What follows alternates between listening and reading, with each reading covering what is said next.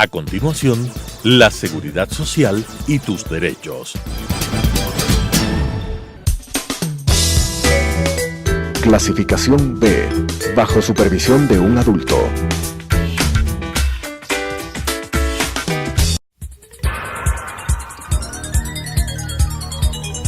Las opiniones vertidas en este espacio por la producción y dirección del programa son de exclusiva responsabilidad de sus autores y de quienes intervienen en ellos.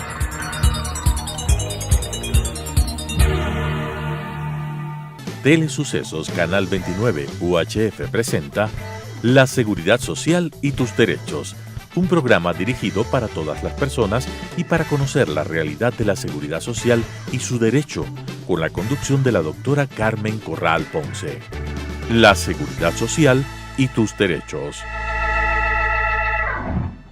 Bienvenidos a un programa más de la Mesa de Seguridad Social, la Seguridad Social y tus Derechos. Hoy día tenemos como invitado especial al doctor Raúl Secaira. Él fue director de salud del IES, tiene muchísima experiencia en el tema de seguridad social y sobre todo de salud. Asimismo fue decano de la Facultad de Medicina de Salud de la Universidad Simón Bolívar y es obviamente médico de profesión. Hoy día vamos a topar un tema muy importante que es el aseguramiento universal de salud. Vamos a comenzar preguntándole si es que el aseguramiento universal, la cobertura universal de salud, doctor, ¿es posible aquí en el Ecuador? Bienvenido. Gracias, doctora. Saludos con todos. Bueno, la estrategia de aseguramiento universal en salud es una propuesta que nace de la Organización Mundial y Panamericana de la Salud, tomando en cuenta que se habían superado varios elementos que constituían el fortalecimiento de los procesos de salud pública en varios países, y en otros países había quedado rezagado muchos de los elementos que constituyen el desarrollo mismo del bienestar de los seres humanos en el marco de la salud pública. Entonces, la Organización Mundial de la Salud propone que como una de las estrategias para poder llegar con cobertura a toda la población, los países se comprometan en una propuesta innovadora, y esta es de la cobertura universal de salud.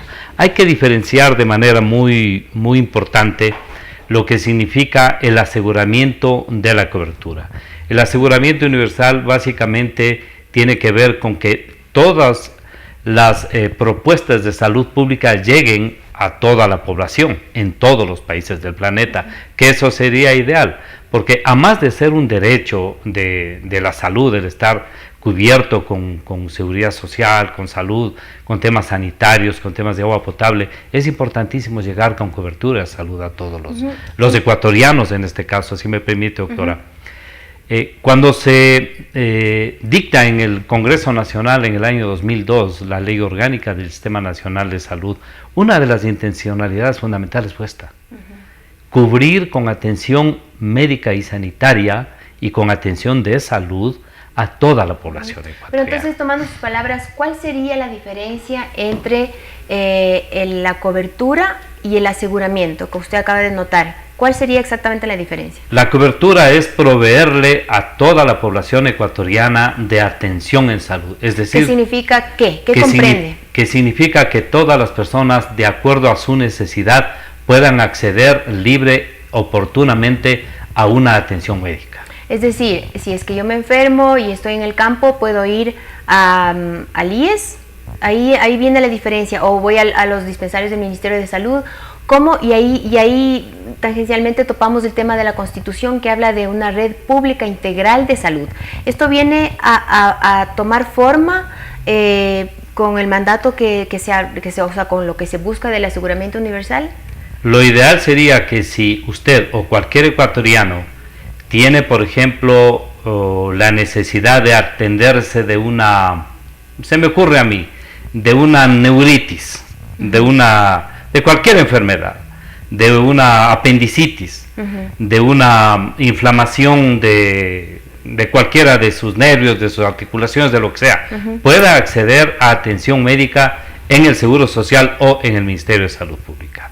Lo ideal es tener un sistema médico complementario, integrado, y que asegure la posibilidad de atención médica a todos los ecuatorianos. ¿Qué es lo que tenemos en el Ecuador?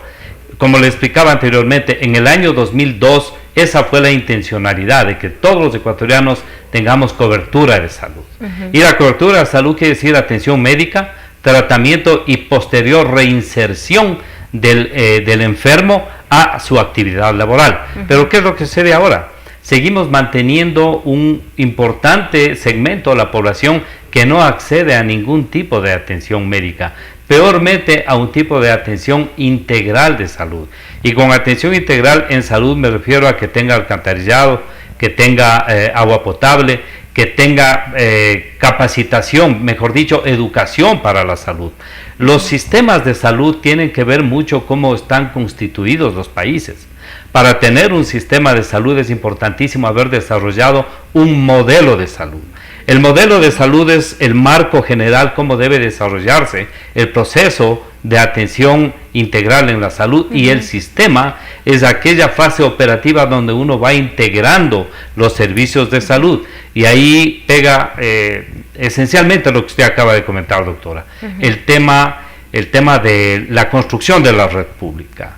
Lo ideal es que un país tenga una red pública, una red privada y la constitución de la red complementaria e integral de salud. Entonces, ¿se ha hablado, se ha estudiado o se ha elaborado aquí en el Ecuador este modelo de salud? ¿Se lo ha hecho? Tuve la suerte de dirigir uno de los equipos que desarrolló los inicios de lo que hoy es el modelo de atención integral en salud. Ese modelo, esa estrategia, ese diseño inicial que nosotros hicimos en el año 2005, posteriormente y de manera oportuna, diría yo, inclusive sabiamente, la ministra Chang en el año 2007 lo asumió como política de Estado, y con ese estudio inicial que nosotros hicimos se desarrolló el modelo de atención integral en salud que hoy existe en el Ecuador como política de Estado, como política pública. A través de eso decanta la construcción del sistema. Y la construcción del sistema tiene varios ejes sustantivos, y el más importante es precisamente el tema de la construcción de la red pública. El modelo de atención integral de salud teóricamente está muy bien desarrollado, está muy bien escrito. En eso, ¿Cuál es la base legal? ¿En dónde está plasmado este modelo? ¿Qué base legal? La Constitución le dice que el Ecuador tendrá un modelo de atención integral de salud, el famoso MAIS.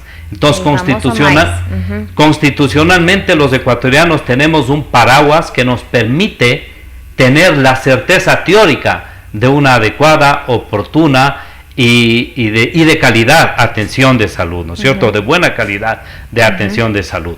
Lamentablemente, en la fase operativa no ha podido hasta este momento construirse de manera integral la red pública. Hay ejercicios importantes, interesantes, innovadores, inclusive le diría, que han permitido que varias etapas de esta construcción de la red se hayan hecho. ¿Y cuáles serían las que faltan entonces? Si es que tenemos el modelo, el estudio y el MAIS, el modelo de atención integral de salud está estructurado, ¿por qué no se le puede aplicar?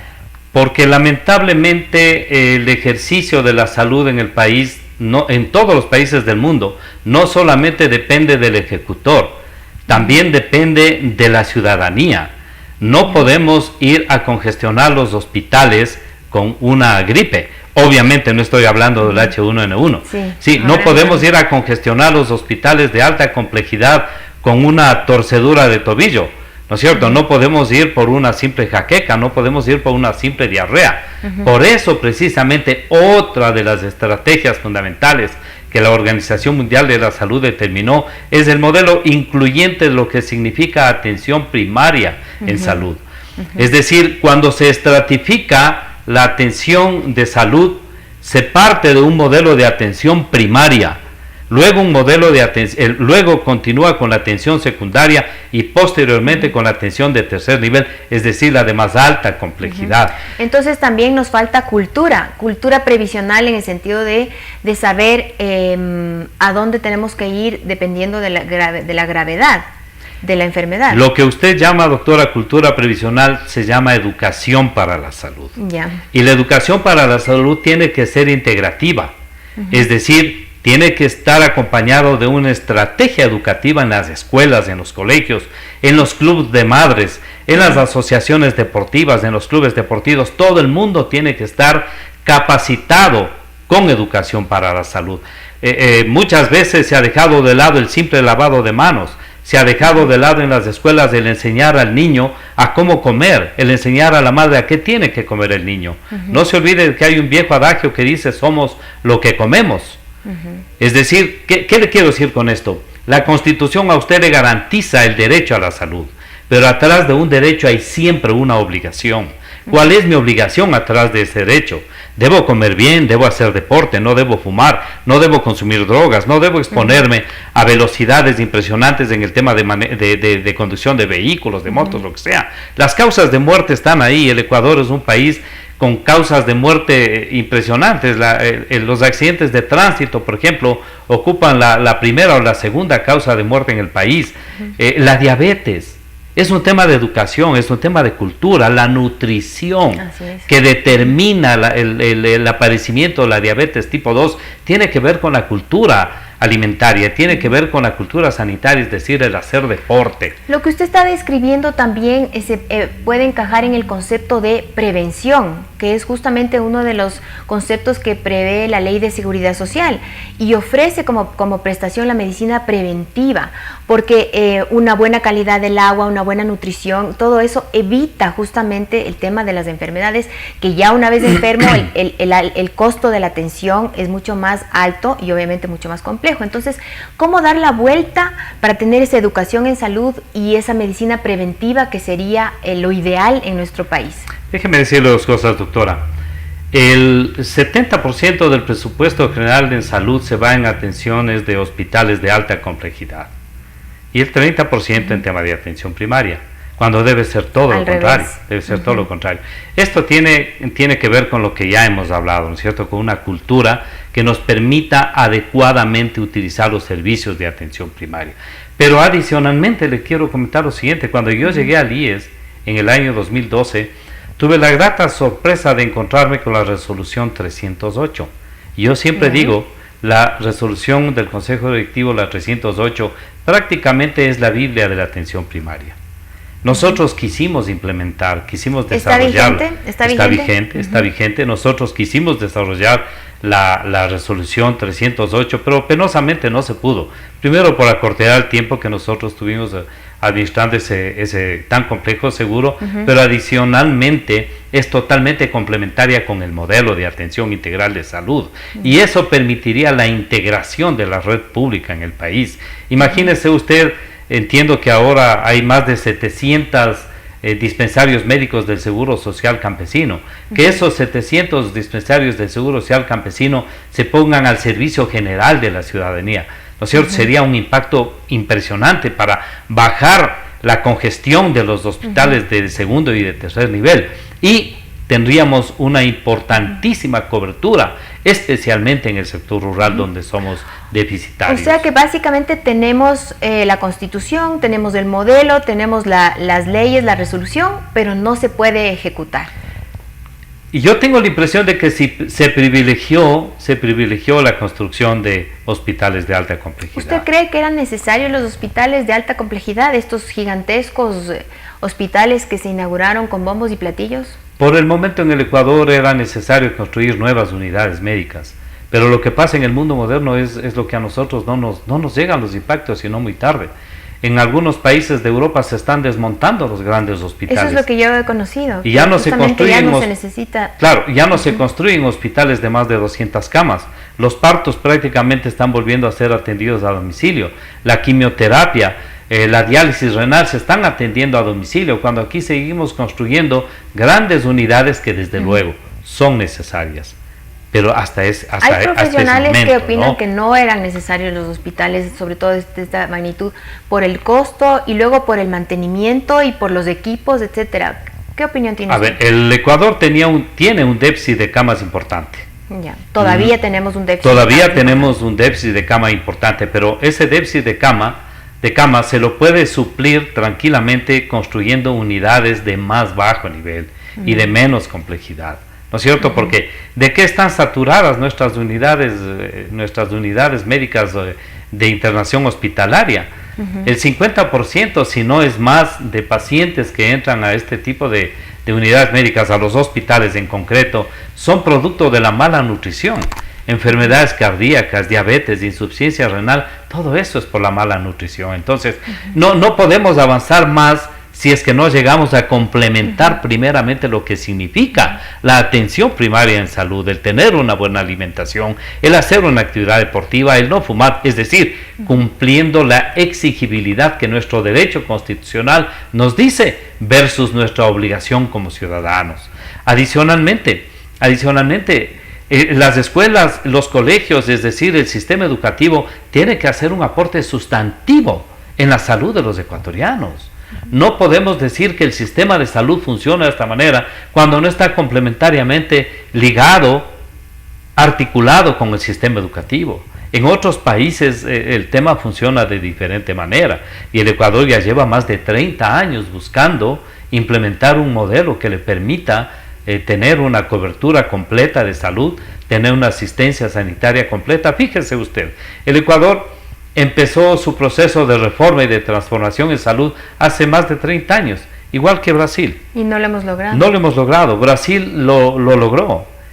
Uruguay se demoró 8 años en implementar un nuevo sistema de cobertura y aseguramiento en toda la ciudadanía. Entonces, si es que usted estuviera a cargo de decir cuáles son los pasos para poder implementar esta cobertura universal y que se ejecute la red integral pública de salud, ¿cuáles son los pasos urgentes y prioritarios? El ejercicio fundamental es volver los ojos a la clase médica ecuatoriana, en primer lugar.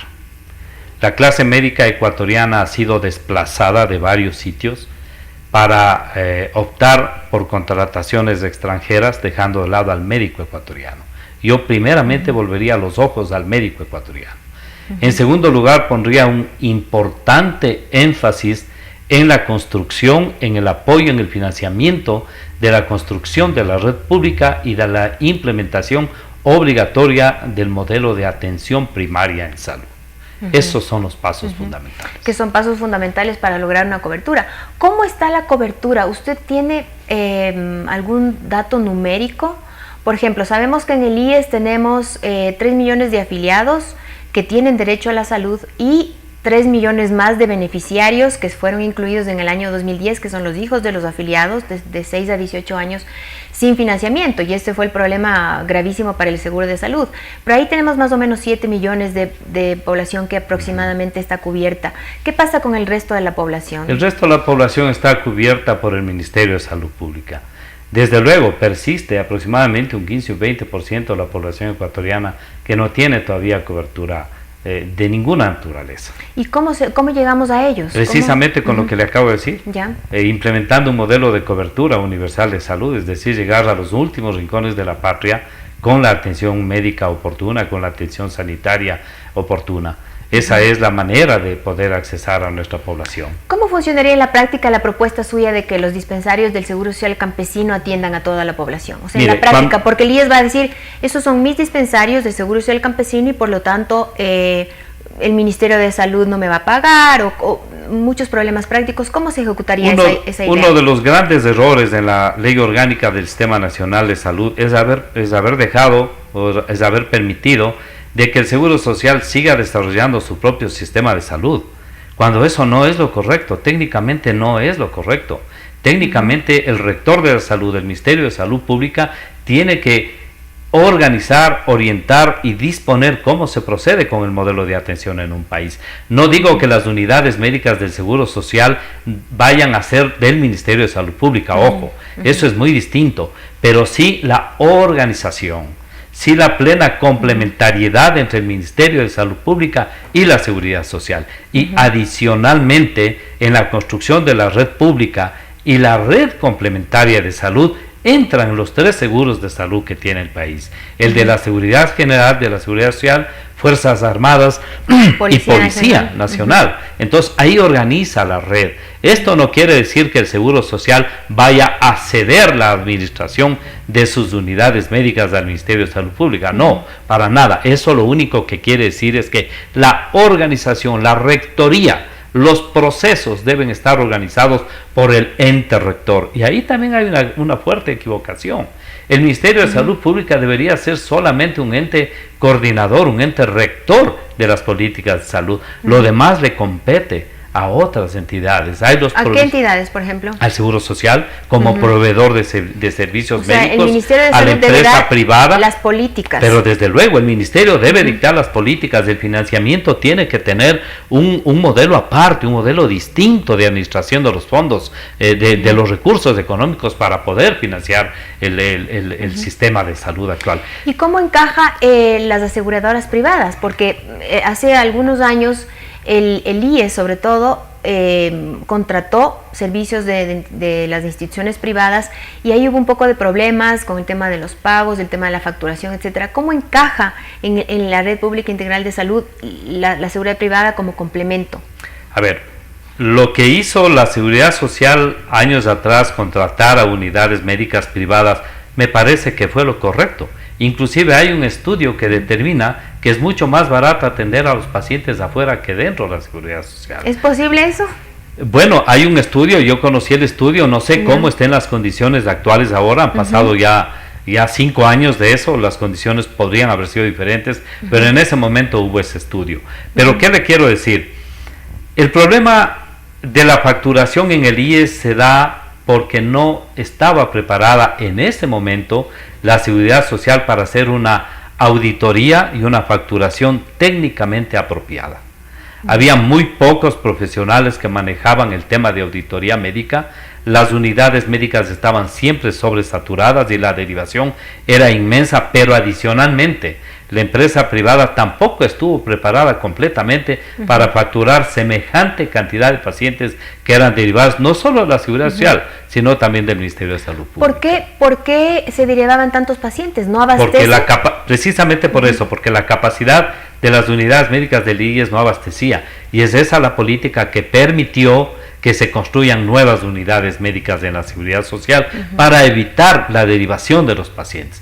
Pero una vez que se han cumplido ciertos estándares de ampliación de las camas disponibles en salud, es hora de volver los ojos a la construcción, a la implementación de la red pública complementaria en el país. O sea, la red pública es lo que permitirá a los ecuatorianos, al Ministerio de Salud y a la Seguridad Social, ¿no es cierto?, tener la capacidad de atender a todos los ecuatorianos.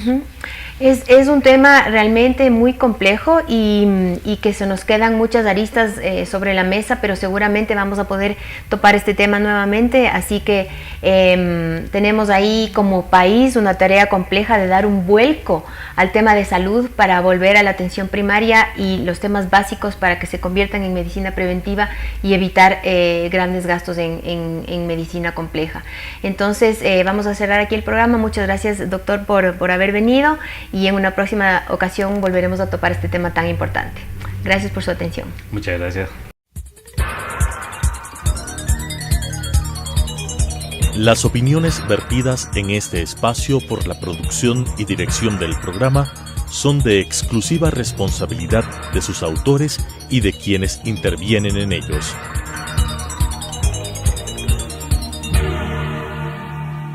Telesucesos Canal 29 UHF presentó La Seguridad Social y tus Derechos, un programa dirigido para todas las personas y para conocer la realidad de la seguridad social y su derecho, con la conducción de la doctora Carmen Corral Ponce.